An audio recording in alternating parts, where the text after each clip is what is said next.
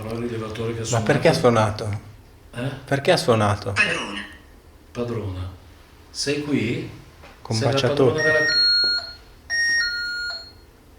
Sei qui, padrona, ha suonato? Combacia tutto. Non ci credo.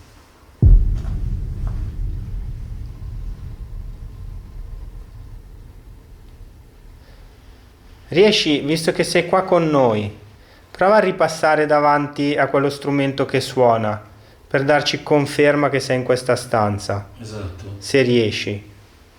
Oppure poco sopra quello strumento c'è un altro... No, non ci credo. Hai visto che si è illuminato il REM pod e il K2?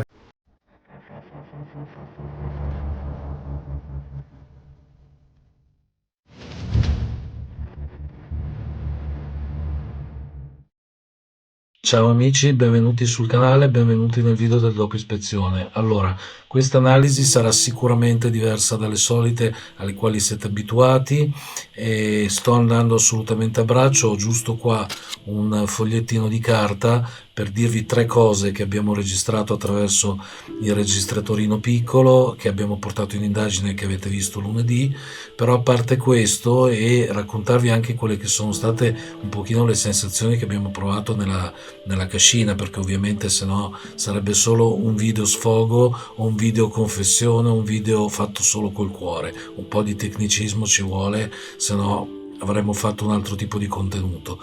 Però ecco, vorrei soffermarmi su una cosa che secondo me ci ha portato a fare questa indagine, perché io alle casualità ci credo, ma non così tanto, insomma. Allora, io e Matteo, e in quel caso c'era anche Lara, ma c'erano anche i Gunnis, perché siamo usciti in combricola quella volta, andammo a Parma, in provincia di Parma, ad un manicomio, per fare questa indagine al manicomio di Colorno, che potete tranquillamente trovare fra i video precedenti della scorsa stagione. Ebbene, durante il tragitto, durante il viaggio, io e Matteo abbiamo cominciato a parlare i rispettivi anni di gioventù. Ebbene, siamo venuti a scoprire che entrambi siamo nati nello stesso quartiere, il quartiere Barona di Milano. Per chi ci sta seguendo e abita a Milano sa benissimo di quale quartiere si sta parlando, uno dei più malfamati, quindi insomma siamo ragazzi stradalori di provincia che hanno anche insomma passato momenti belli, ovviamente come tutti i ragazzi di quell'epoca, ma anche momenti pericolosi, perché la nostra zona era una zona piena di delinquenza, per cui insomma siamo un po' selvaggi sotto questo punto di vista. Non siamo acculturati, non siamo probabilmente colti a tal punto da poter parlare in maniera forbita, anche se a volte ci si impegna. Però ecco, siamo appunto venuti a conoscenza di essere nati nello stesso quartiere e aver, non dico frequentato le stesse compagnie perché non penso proprio, però insomma poco ci mancava, perché io sono più vecchio di Matteo ma neanche più di tanto, e quindi insomma probabilmente ci siamo sfiorati più di una volta senza saperlo, e quindi io e il capitano probabilmente eravamo un piccolo segnalino e un piccolo capitano che scorrazzavano con le biciclette in via Lope de Vega. Può darsi, insomma, può darsi che, o in via De Pretis, insomma, può darsi che questo sia accaduto, e quindi questa cosa a me aveva già subito fatto effetto, e già insomma un po' per campanilismo di zona, io a Matteo ho voluto quasi subito bene, ecco, quindi c'è stata questo approccio assolutamente lineare con Matteo, sembrava quasi che ci si ritrovasse dopo secoli che ci si era persi. Per cui, ripeto, non so se io e Matteo ci siamo mai conosciuti, e se così fosse ci siamo magari intravisti o magari abbiamo preso la 47 o la 74 per andare in via Torino, non lo so. E di sicuro eravamo lì, sugli stessi marciapiedi e a fare magari le stesse cose. E quindi io qui parto perché poi la casualità quindi non c'è stata, mi viene da dire, avendo fatto un'indagine di questo tipo insieme in questa cascina, anche perché tornando un pochino a far cenni storici che ci riguardano, Matteo andava con sua mamma tutti, mi pare di ricordare, tutte le domeniche o molte domeniche presso questa cascina a prendere dei fiori con mamma Patrizia, Io invece che non avevo mamma vicino a casa tutti i giorni perché lavoravano sia a volte anche la domenica, mia mamma lavorava alla standa, faceva i turni, per cui a volte di domenica non c'era, mio papà anche lui spesso e volentieri non era in casa, per cui io ero costantemente curato da Lina, una signora che mi curava da piccolo e che mi portava a scorazzare per le campagne che avete poi visto in indagine. E allora la cascina dove andavo spesso e volentieri si chiamava, mi sembra, Bativac, e io in questa cascina addirittura caddi, vicino a questa cascina caddi in un canale, e mi disse questa signora che mi curava che avevo le rane in testa, insomma, quindi una cosa piuttosto buffa, ma che mi ricordo perché mi ricordo ancora la sensazione del fiato che mi mancava, nonostante fossi così piccolo mi ricordo ancora di essere andato sott'acqua peggio di un pesce, insomma. Quindi ricordo questa cosa, e Matteo, proprio nell'indagine che avete visto lunedì, perché poi nel frattempo il territorio è cambiato molto, mi ha detto: guarda che la cascina Bativac dove andavi tu è quella, è poco dopo quella dove siamo andati a fare l'indagine, quindi è quella dove andavo io con mamma Patrizia a prendere i fiori. Insomma, ci sono state una serie di casualità, ragazzi, che ancora adesso, guardatemi, la pelle d'oca, perché mi si sono aperte una serie di ricordi, e che i miei ricordi non sono mai stati così belli perché a scuola ero una frana, e le mie amicizie non sono mai state centrate perché erano spesso mezzi delinquenti i miei amici, per cui io cercavo sempre di fare la parte culturale, insomma, anche perché poi chi mi conosce sa che suono, che scrivo, insomma, ho sempre cercato di mettermi ai margini per non restare troppo ai margini, quindi a margine della loro presenza, per essere al centro magari di qualcosa di più interessante. E quindi insomma certe cose fanno veramente venire i brividi, e quindi Matteo secondo me non l'ho trovato per caso, l'ho trovato perché era giusto che lo trovassi, che lo ritrovassi, mi viene da dire, anche se come ripeto per l'ennesima volta, non so se ci siamo mai incontrati, abbracciati, stretti la mano, eccetera eccetera, però di sicuro è stata, ci siamo andati tanto così vicini, e magari ci saremmo anche visti, magari anche Patrizia e Silvia, la sua e la mia mamma, si sono anche incontrate, non lo so, può darsi. E quindi ripeto, questa per me non è stata solo un'indagine, ma è stata una rimpatriata tra vecchi che erano giovani, insomma, e si sono ritrovati a fare più o meno le stesse cose.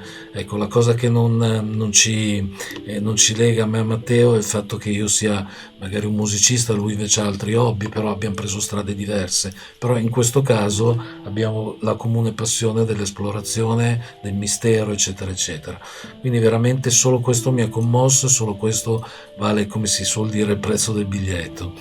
E venendo all'indagine, ragazzi, è stata un'indagine molto particolare, mi viene da dire, e spesso mi sentite dire in tutte le analisi è stata un'indagine particolare, e beh, se non è particolare andare già in un posto così, ditemi cosa lo sia. È stata particolare perché molte delle cose che avete saputo alla fine da Matteo, e che ho saputo anch'io alla fine perché io non le sapevo all'inizio, e Matteo le ha taciute, quindi siamo andati avanti per cercare il cosiddetto fantasma della cascina. E poi però tutto magicamente ci ha portato a quella risposta, a quella che Matteo non ha detto all'inizio, non ha voluto rivelare, scusate, e alla fine siamo andati proprio in quella direzione, senza che nessuno l'avesse pilotata. E questo mi ha fatto veramente molto effetto. E a livello tecnico, ragazzi, avete sentito, c'era questo sensore di prossimità che suona, che ha molta parentela con quelli che sono quei piccoli allarmi che si attaccano alle porte, che quando si aprono suonano. Ecco, quell'apparecchio ha un raggio d'azione di 8 metri per il lungo. Ecco, quindi avete visto che ha suonato, io penso 6-7 volte, non le ho contate, ma siamo lì. E assolutamente lì non era passato davanti nessuno, perché Matteo era contro un muro, io ero accanto al camino, quindi in mezzo non passava un fico secco. quindi ha suonato 6 o 7 volte, tra cui 1/2 a comando, e quindi già quella per noi è una risposta incredibile, che potevamo, come abbiamo detto anche nel video, potevamo finirla lì perché le risposte che cercavamo le avevamo già tutte trovate. Però insomma, da buoni esploratori come siamo anche andati avanti e abbiamo visitato altri locali della casa, della cascina. E allora la parte sottostante dalla quale appunto siamo entrati, l'unica cosa degna di nota è stata quella goccia che si è ripetuta più di una volta, anche 2 o 3 insomma, a pochi minuti dall'inizio dell'indagine. Allora, come abbiamo detto, pioveva, però era una goccia interna dentro la stanza, non fuori, e però nella stanza non c'erano perdite. Mi viene da dire che è l'unica stanza che non le avesse per queste perdite, perché le altre erano devastate, entrava di tutto e di più. Però quella era sigillata, impacchettata, c'era una sola finestra e quella era murata, per cui mi viene da dire che non poteva essere una goccia che stava appunto gocciolando in questa stanza. Dopodiché siamo andati sopra e abbiamo sentito e visto quello che avete visto lunedì, quindi inutile ripeterlo, mentre al piano di sotto, nella stessa stanza dove Matteo ha avuto il riscontro del sasso, non c'è stato niente, assolutamente niente, se non il finale con il K2 e il generatore di parole che hanno portato il discorso a livello assolutamente romantico. Però al di sotto non c'era proprio niente, non abbiamo avvertito niente, solo il K2 si è messo in funzione quando si cominciava a nominare la parola fiori. Ecco, proprio i fiori era il pretesto per finire l'indagine, bisognava forse arrivarci prima, e però tutto andava verso quella direzione. In effetti il K2 ha reagito in questo senso.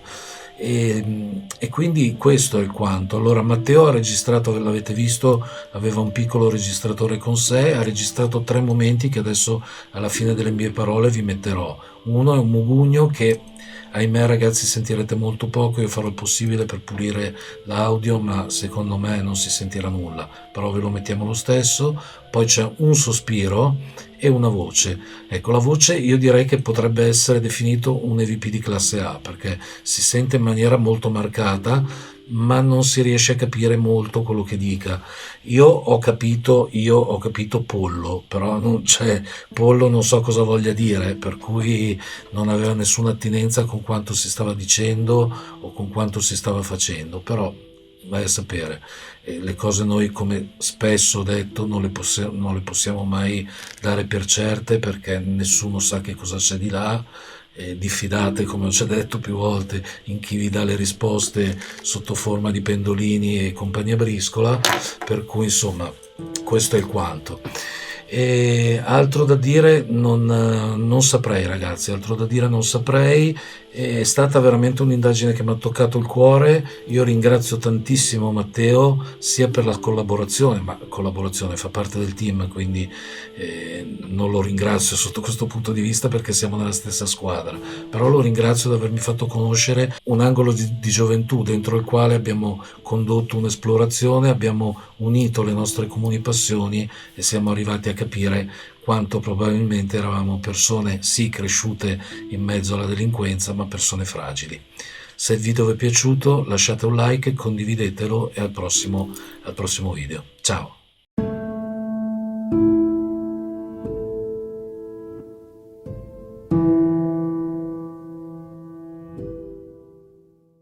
Si sente proprio scrosciare. Si sente proprio scrosciare. Si sente proprio scrosciare. Si sente proprio scrosciare.